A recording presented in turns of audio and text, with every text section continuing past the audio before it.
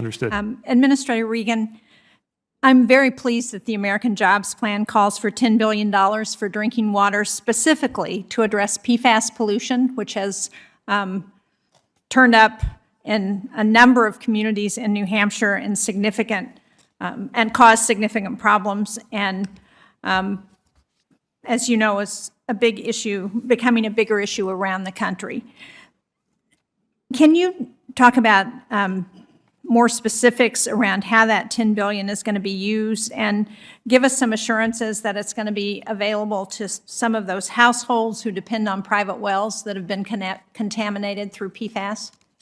Well, thank you for that question. And unfortunately, too many of us have firsthand experience with the devastation of PFAS in our drinking water and what it means for public health, and also what it means for economic impact to many of our local communities. That money specifically will focus on monitoring and remediating these pervasive problems that we're seeing all across the country. EPA has prioritized the PFAS topic from day one. We're looking forward and moving aggressively to setting a drinking water standard. We're also looking at partnering with many communities all across the country to think about how we can do a better job monitoring these pervasive chemicals and also remediating in the areas that are in most need.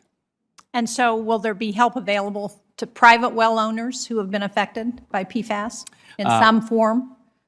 Small water systems, households, I believe we may be considering private wells. I'll have to take a look at that.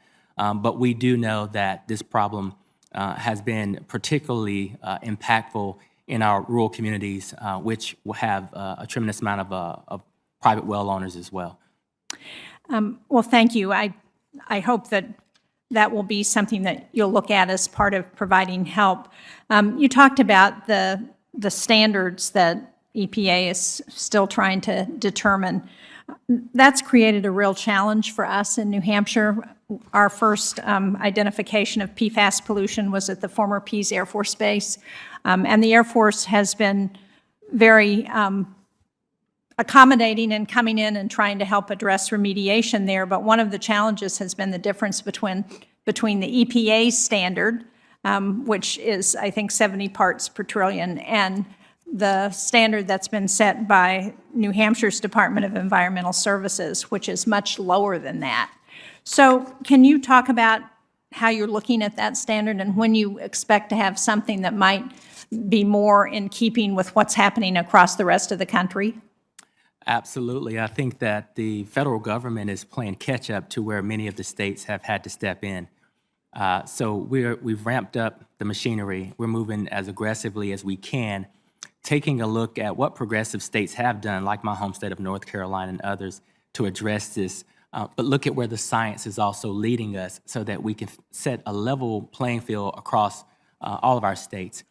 In addition to that, in addition to looking at the science, looking at what the other states are doing and preparing for setting of standards, we're in conversations with the Department of Defense as well to better understand all of the players and what we need to do to address these pervasive contaminants as quickly as possible.